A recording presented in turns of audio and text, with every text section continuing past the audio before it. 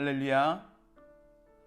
오늘도 우리를 살게 하시고 우리를 입히시고 먹이시고 우리의 삶을 주장하시는 우리 구주 예수 그리스도의 이름을 찬양합니다. 오늘은 사무엘하 21장서부터 24장까지 그리고 열왕기상 1장서부터 2장까지의 말씀을 읽습니다. 사실 글의 흐름상으로 사무엘하 20장 말씀 이후에 바로 열왕기상 1장으로 넘어가는 것이 오히려 더 자연스러운 것 같습니다. 그래서 사무엘하 21장서부터 24장까지의 말씀은 마치 사무엘서의 부록처럼 특별한 이유를 가지고 첨부된 말씀으로 봅니다. 다윗이 기브온 사람들의 원한을 풀어주는 이야기로 21장 말씀이 시작됩니다. 그리고 시편 18편과 거의 같은 다윗의 감사의 시가 나오고 하나님께 죄를 짓는 인구조사의 이야기로 사무엘하 말씀이 끝이 납니다. 그리고 이어서 열왕기상 1장과 2장의 말씀은 솔로몬이 왕이 되는 일 가운데 있었던 이야기들을 말씀해 주고 있습니다. 오늘은 사무엘하의 말씀과 열왕기상의 말씀을 통해 짧지만 하지만 중요한 이야기들을 우리가 함께 나누려고 합니다. 먼저 사무엘하 21장 말씀입니다.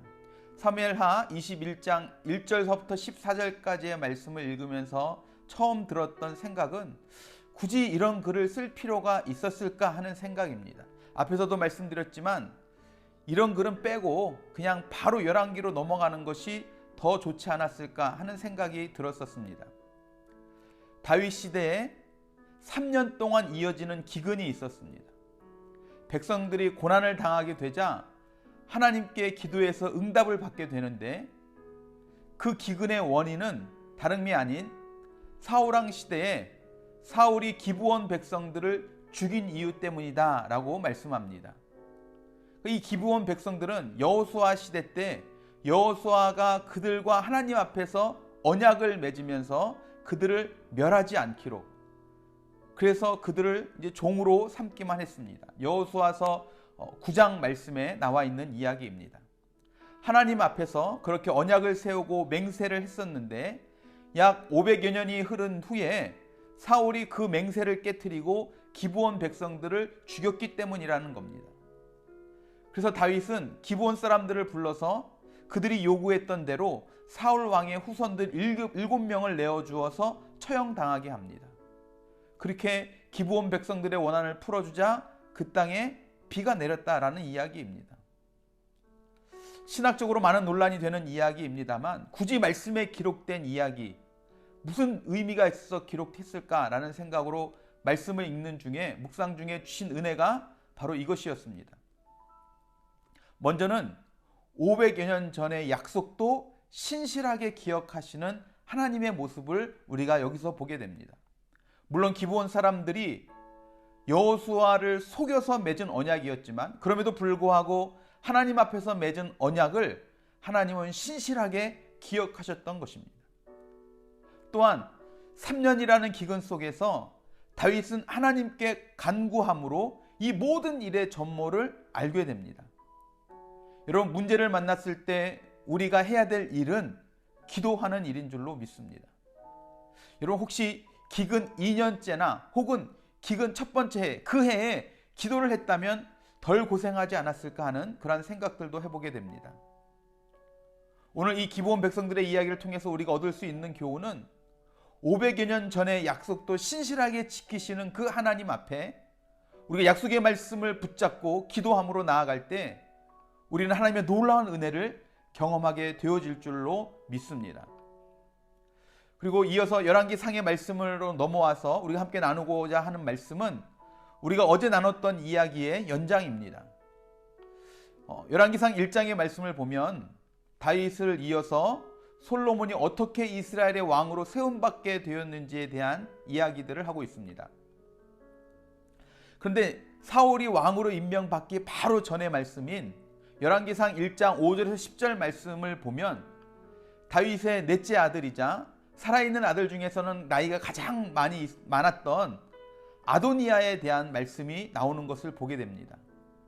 다윗을 이어서 솔로몬이 왕이 될 것이라는 이야기는 알고 있었지만 무엇 하나 자기보다 나은 것이 없었던 솔로몬을 보면서 또 1절 말씀을 보면 나이 많았던 늙은 다윗의 모습을 보면서 아도니아는 자신이 다윗을 이어서 왕이 되어야 할 것이다 라고 그렇게 생각을 합니다. 그래서 1장 5절 말씀에 보면 스스로를 높이 이르되 내가 왕이 되리라 그가 그렇게 이야기하는 것을 봅니다. 여러분 시편 49편 2절 말씀에 보면 존귀에 처하나 깨닫지 못하는 사람은 멸망하는 짐승 같다라고 말씀했습니다. 여러분 하나님이 높여주시면 조심해서 그 자리를 지켜야 하지만 하나님이 높여주시지도 않았는데 스스로 올라가는 것은 멸망의 지름길이 되고 만다는 것입니다.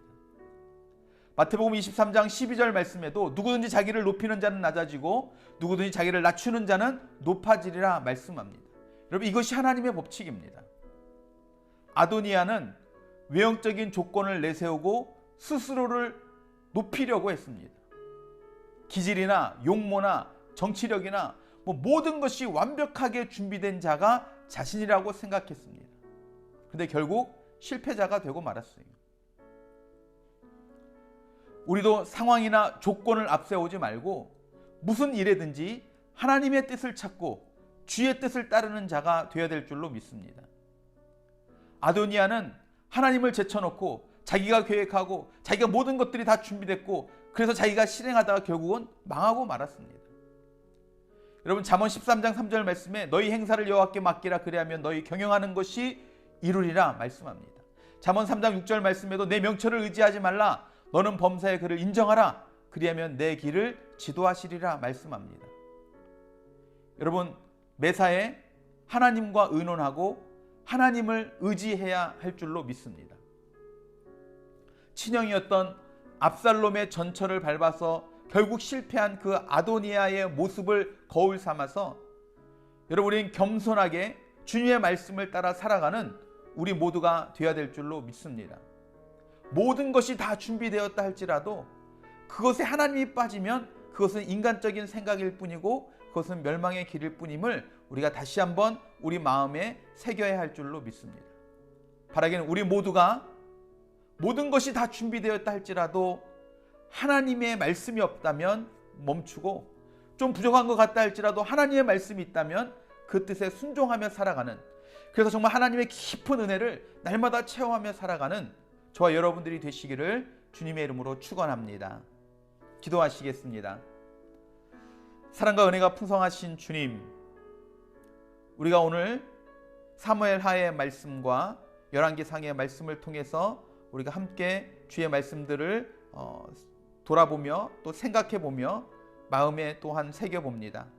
하나님 무엇보다 아도니아와 같은 모습들이 내 삶 가운데 없는지 우리가 다시 한번 돌아보게 하여 주시옵소서. 내 마음에 무언가를 실행함에 있어서 자신감이 생기는 이유, 안정감이 생기는 이유가 과연 무엇입니까? 잘 준비되었기 때문에 혹은 도와준다는 사람들이 많기 때문에 혹은 그것을 실행할 수 있는 물질이 있기 때문에 모든 계획들이 잘 세워진 것 때문에 내가 평안하고 그것에서 안정감을 누립니까? 하나님 이 모든 것들이 잘 되어 있다 할지라도 그 일들 가운데 하나님이 빠지면 하나님의 말씀이 빠지면 하나님의 뜻이 없으면 결국 그 일은 사람의 일인 것임을 우리가 늘 기억하게 하여 주시옵소서. 우리가 늘 하나님 앞에 묻게 하시고 하나님 앞에 간구하게 하시고 그것 가운데 하나님께서 함께 하시는 일들 가운데 하나님의 역사를 하나님의 일하심을 보게 하여 주시옵소서.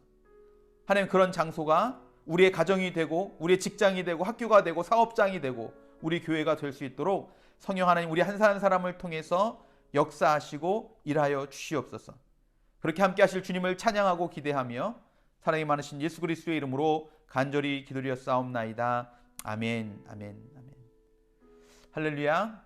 여러분 오늘도 모든 것이 다 준비되어진 것 같아도 하나님의 말씀이 과연 그러한지 안 하는지 여러분 점검해보고 늘 말씀 안에서 깨어있는 저와 여러분들이 되시기를 주님의 이름으로 축원합니다. 여러분 오늘 하루도 주님의 이름으로 승리하시고 하나님의 영광을 드러내는 통로로 귀하게 쓰임받게 되시기를 바랍니다. 여러분 한 분 한 분 주님의 이름으로 사랑하고 축복하고 감사합니다.